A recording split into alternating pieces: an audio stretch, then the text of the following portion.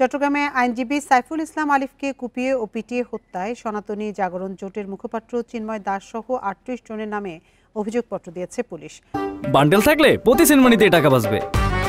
বিকাশ send money bundle কিনে জিতুন প্রতি লেনদেনে।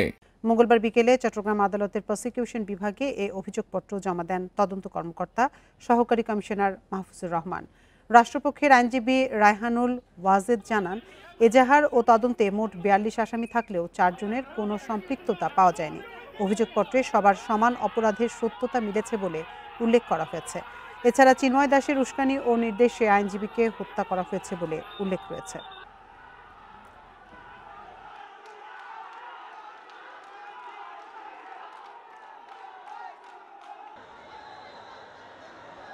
আজকে জমা দিয়েছে ৩৮ জনকে অভিযুক্ত করে ৪ জনকে অব্যাহতি প্রাপ্ত আছে। টোটাল ৪২ জন আসামি মামলার এজাহার এবং তদন্তে প্রাপ্ত মোট আসামি ৪২। প্রধান হিসেবে কেউ না, এখানে সবাই সমান অপরাধী। এখানে চিন্তন কুমার প্রকাশ, চিন্ময় দাস সহ আরো ৩৭ জন, টোটাল ৩৮ জনকে বিচারে সুপারিশ করা হয়েছে।